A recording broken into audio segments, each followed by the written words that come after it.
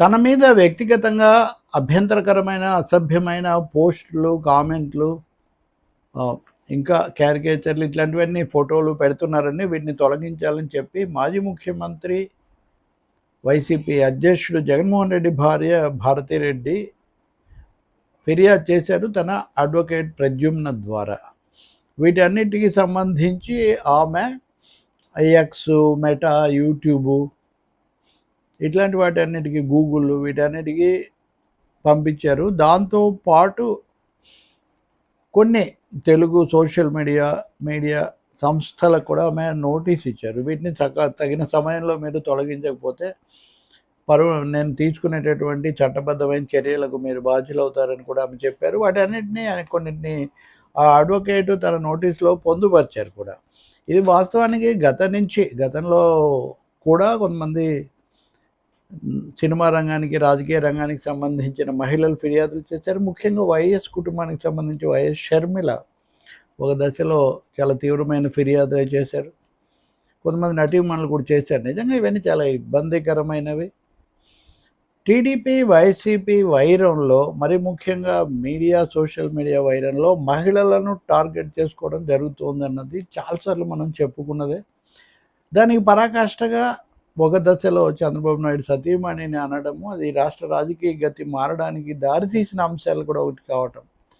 దాన్ని ఇప్పటికీ వైసీపీ వాళ్ళు ఒప్పుకోరు అనుకోండి. కానీ జరిగింది ప్రజలందరూ చూశారు, విన్నారు.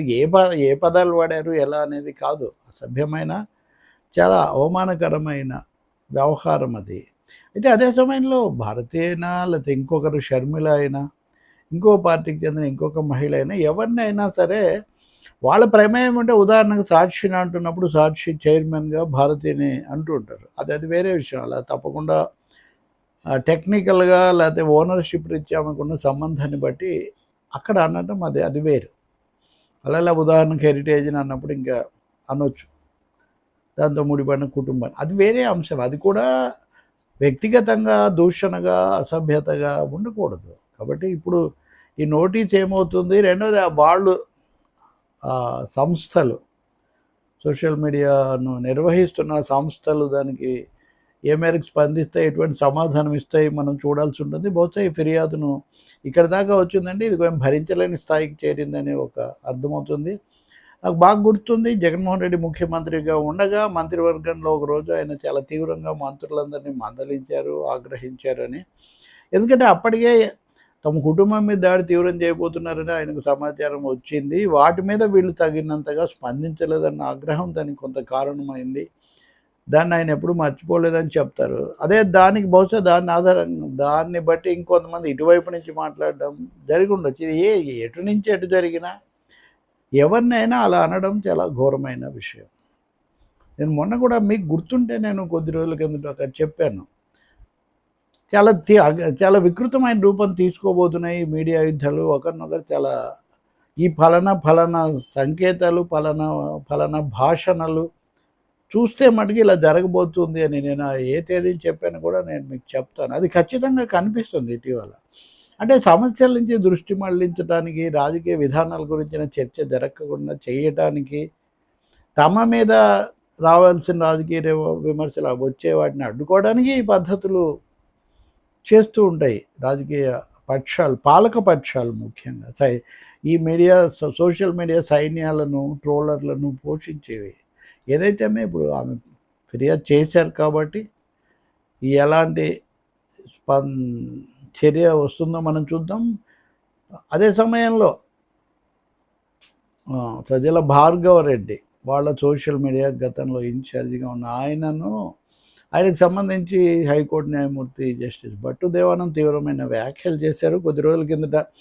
అంటే ఒకవైపున ఆయన హక్కులకు రక్షణ కల్పిస్తూనే చేసిన పని యొక్క తీవ్రత ఏమాత్రం అనుమతించరానిది అనే విషయం న్యాయమూర్తి స్పష్టం చేశారు. అసలు నాగరికత లేదు, సభ్యత విలువలు పాటించలేదు, ఈ విధంగా చేస్తారా ఎవరినైనా ఇట్లా అనే పద్ధతిలో ఆయన చాలా తీవ్రంగా ఈ తీర్పు అప్పుడు రిజర్వ్ చేశారు. ఆ తీర్పు నిన్న ఆయన చెప్పారు. సో ఇది ఆయనకు ఒక్కడికే కాదు, ఎవరికైనా ఒక హెచ్చరిక. అదేవిధంగా ఆ పార్టీకే చెందిన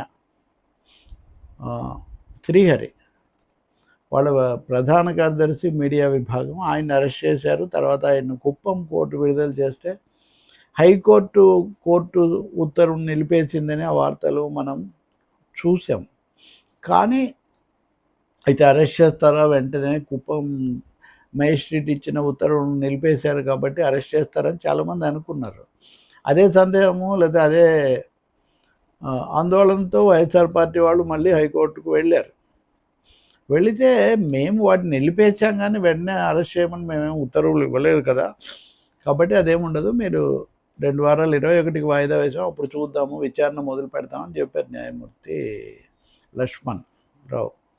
అంటే లేదు, జస్టిస్ లక్ష్మణ్ రావు లేదు, ఈ లోపలే అరెస్ట్ చేసే అవకాశం ఉందని వీళ్ళ ఆందోళన వెలిబుచ్చితే అప్పుడు న్యాయమూర్తి చెయ్యనిండి చూద్దాం అని ఒక తీవ్రమైన మాట వాడారు.